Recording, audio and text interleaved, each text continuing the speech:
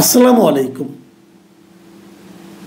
প্রিয় দর্শক, আমার কেন যেন মনে হচ্ছে যে বাংলাদেশের রাজনীতিতে বিএনপি সম্ভবত এই মুহূর্তে খুব প্রচলিত একটা একটা আপনার বাগধারা আছে না, মাইনকা চিপা, সেই মাইনকা চিপায় পড়ে গেছে। বিএনপি একটা বড় রাজনৈতিক দল এবং এই বড় রাজনৈতিক দলে অনেক বড় বড় নেতা আছেন এবং এই নেতারা সবাই মেধাবী, বুদ্ধিমান, তাদের অভিজ্ঞতা অনেক বেশি অন্য যে কোনো দলের চেয়ে রাষ্ট্র পরিচালনার ক্ষেত্রে। সেরকম একটা দল এরকম বেকায়দায় পড়বে এটা হয়তো অনেকে ভাবতেও পারেননি। কেন পড়েছে সেটা আমার একটা বিশ্লেষণ আমি আগেও করেছি, আজকে আবারও বলবো।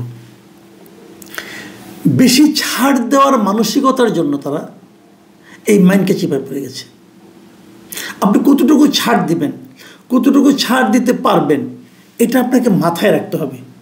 এবং তারও চেয়ে বড় কথা, আপনার প্রত্যেকটা কাজ আপনার নেতা, কর্মী, সমর্থক এবং ভোটার যারা আছে সবার কাছে ট্রান্সপারেন্ট হতে হবে। এই যে ট্রান্সপারেন্ট না থাকা, তার ফল এখন বিএনপি দিচ্ছে। ব্যাপারটা আপনাকে একটু ক্লিয়ার করি কি হচ্ছে। এখন দেশে একটা আওয়াজ তোলা হচ্ছে। সেই আওয়াজটা হলো এই যে বহুল চর্চিত, বহুল আলোচিত জুলাই সনদ, মানে সংস্কার প্রক্রিয়া। বিএনপি নাকি এই সংস্কার প্রক্রিয়া চায় না, বিএনপি নাকি সংস্কার চায় না। এখন এই কথাটা বলা হচ্ছে কেন? বলা হচ্ছে এই কারণে যে মঙ্গলবার দিন জাতীয় ঐকমত্য কমিশন যেটা গঠিত হয়েছিল, যেটা নিয়ে আমি বহু সমালোচনা করেছি। আমি বলেছি এটা যোগ্য লোকের হাতে পড়েনি এবং পরে যেনি, মানে যোগ্য লোক তো দূরের কথা, এখন আমার কাছে মনে হচ্ছে এটা যে দুষ্ট লোকের হাতে পড়েছিল সেটা সর্বশেষ প্রমাণ হয়েছে গত মঙ্গলবার দিন, যেদিন তারা সেটা কিভাবে বাস্তবায়ন করা হবে তার সুপারিশ এই তারা প্রধান উপদেষ্টার কাছে জমা দিয়েছে। এই সুপারিশটা দেখার পরই বিএনপি কিন্তু বলেছে যে তারা এটাকে মেনে নিতে পারছে না এবং তারা এটাও বলেছে যে এটার মাধ্যমে জাতির সঙ্গে আসলে এক ধরনের প্রতারণা করা হয়েছে। দেখুন, আমি আপনাদেরকে ছোটো করে বলি জিনিসটা। জুলাই জাতীয় সনদকে আসলে দুই ভাগে ভাগ করা যায়। একটা ভাগ হলো যে জুলাই সনদটা প্রণয়ন, মানে জুলাই সনদের মধ্যে কি থাকবে। সনদ মানে কি, যে আগামীতে রাষ্ট্র কিভাবে চলবে, সংবিধানের কি চেহারা হবে, আমাদের সরকার কিভাবে চলবে, এইগুলো নিয়ে কিছু প্রস্তাবনা, সিদ্ধান্ত, এগুলো। এটা হলো জুলাই সনদ, যেটা নাকি কিছুদিন আগে জাতীয় সংসদের সামনে সবাই মিলে স্বাক্ষর করেছে। সেই স্বাক্ষর কিন্তু বিএনপিও করেছে। আচ্ছা, এখন দ্বিতীয় পর্বে ছিল যে এই যে সনদটা, এটা বাস্তবায়নের সুপারিশ, মানে এটা কীভাবে বাস্তবায়ন করা যাবে তার সুপারিশ। এবং সেই সুপারিশটা দ্বিতীয় পর্বের এই কাজটা গত মঙ্গলবার দিন জমা দেওয়া হয়েছে। এবং এটা দেখার পরে বিএনপি তারা খুব দুঃখিত হয়েছে, উত্তেজিত হয়েছে এবং তাদের মতামত প্রকাশ করেছে যে তাদের সঙ্গে প্রতারণা করা হয়েছে, জাতির সঙ্গে প্রতারণা করা হয়েছে। আসলে বিএনপি কেন বললো এই কথাটা সেটাও বলি, তাহলে আপনার ব্যাপারটা ক্লিয়ার হবে আরও। বিষয়টা হলো অনেকগুলি প্রস্তাব ছিল, 84টার মতো প্রস্তাব ছিল। কিছু কিছু প্রস্তাব হয়তো রাষ্ট্রপতি এখনই অধ্যাদেশের মাধ্যমে করতে পারেন, আর কিছু কিছু প্রস্তাব যেটাকে সংবিধান পরিবর্তন করতে হবে। এবং সংবিধান যদি আপনি চেঞ্জ করতে চান তাহলে জাতীয় সংসদ লাগবে, তাহলে আপনি কীভাবে করবেন? তো এদের প্রস্তাব হলো আমরা সেগুলো প্রস্তাব আকারে দেব, তারপরে সেটা জাতীয় সংসদ যখন হবে তারা এটা হুবহু বাস্তবায়ন করে দেবে। এই হলো জুলাই সনদ প্রণয়নকারীদের এবং এটা সুপারিশ আলিডিয়াসদের, জাতীয় ঐক্যমত্য কমিশন, তাদের প্রস্তাব। মানে তারা ঠিক করে দেবে দেশ কীভাবে চলবে এবং সেভাবে এটাকে পাশ করতে হবে। ঠিক আছে, এটা হোক। প্রশ্নটা হলো যে এটা যে আপনারা করবেন সেটা আপনি একটা গণভোটে দেবেন আগে। তার আগে একটা গণভোট দিতে চেয়েছে। গণভোট নিয়ে অনেক আলোচনা হয়েছে। বিএনপি বলেছে গণভোট নির্বাচনের দিন হওয়া উচিত এবং অন্য অন্য পার্টি, বিশেষ করে আপনার জামাতে ইসলামী, ইসলামী আন্দোলন, তারা বলছেন এটাকে আগে করতে হবে, ডিসেম্বরের মধ্যে করতে হবে। গণভোট করে তারপর তার আলোকে জাতীয় সংসদ নির্বাচন হবে। জাতীয় সংসদ নির্বাচনের আগে এই যে গণভোট হওয়াটা, এটা কেন, সেটা অন্য একটা রাজনৈতিক মতলব আছে, সেটা আমি আরেকদিন বলবো আপনাদেরকে। আজকে আমি এই পয়েন্টে থাকি। তো এখন গণভোট যখন আপনি দিবেন তখন আপনি ওখানে কী লিখবেন, আপনি জনগণের সামনে কী উপস্থাপন করবেন। এই যে সুপারিশটা, যেটা বাস্তবায়নের যে সুপারিশপত্র যেটা জমা দেওয়া হয়েছে গত মঙ্গলবারে, এখানে বিএনপির বক্তব্যটা আপত্তিটা হলো কোথায় সেটা বলি। বিএনপির আপত্তিটা হলো যখন সনদটা প্রণীত হয় সবাই মিলে একটা একটা করে প্রস্তাব আনে, সেটা পক্ষে বলে কেউ বিপক্ষে বলে, কেউ কেউ বলে দেয় না এটার ব্যাপারে আমার নোট অফ ডিসেন্ট আছে, মানে আমার আপত্তি আছে, আমি অনেকটা মানি আবার অনেকটা মানি না, আপত্তি আছে, তখন তারা সেটা নোট অফ ডিসেন্ট সহই রেখে দিয়েছে। ওকে ঠিক আছে, এটা এভাবে থাকলো, সংসদে যে এটা সমাধান হবে।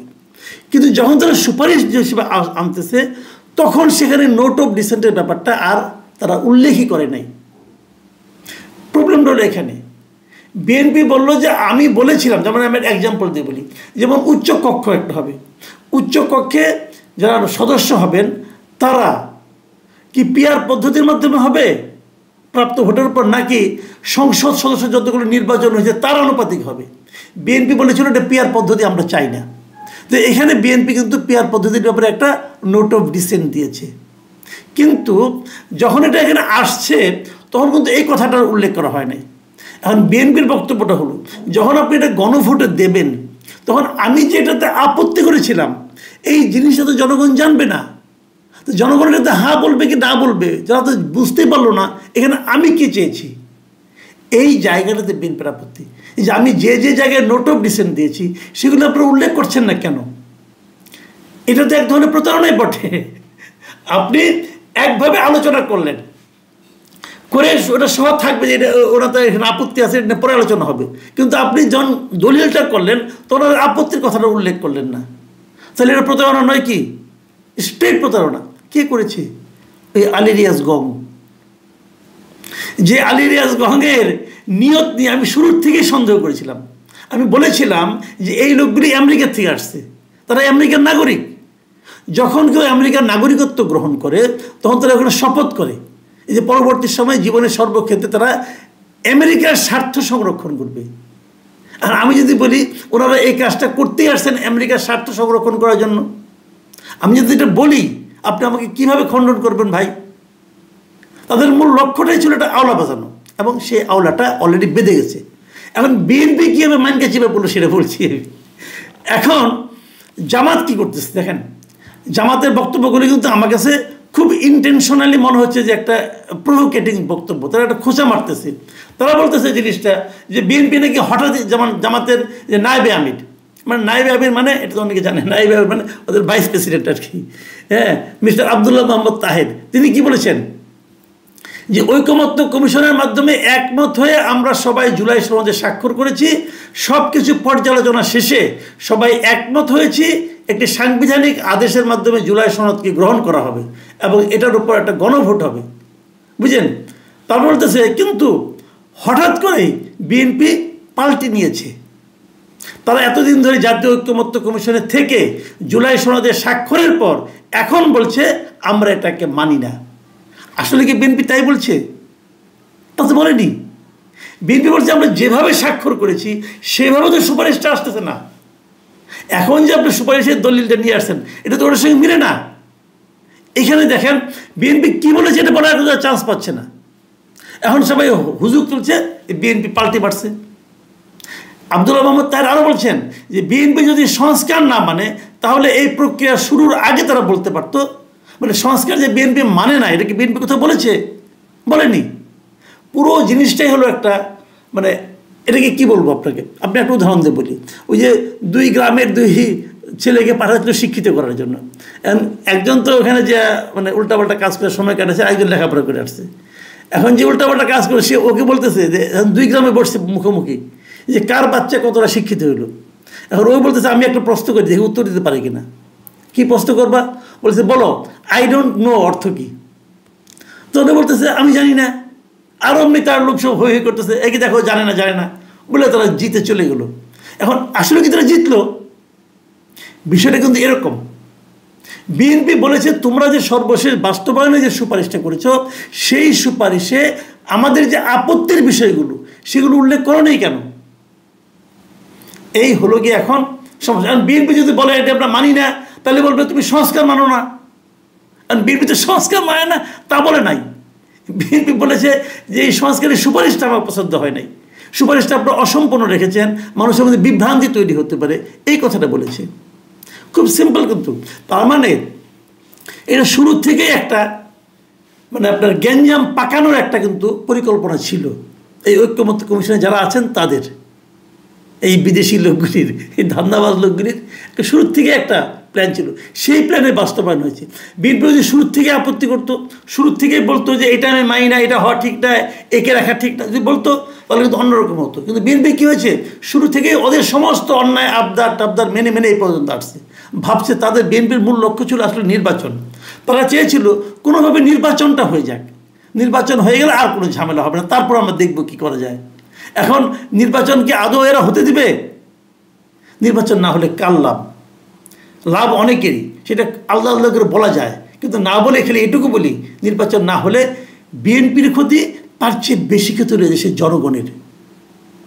এখন এই মাইন্ডকে চিপা থেকে বিএনপি কীভাবে বেরোবে এটা তাদের ব্যাপার। এখন বিএনপি যদি তাদের দাবি মেনে নেয়, এইভাবে যদি করে, তাহলে বিএনপি একটা পলিটিক্যাল এক ধরনের ডিফিট হবে। তবে আমি যেটা মনে করি, অনেক সময় বলে না যে অতি চালাকের গলায় দড়ি, সেটাও কিন্তু পড়তে পারে। পড়তে পারে কেন?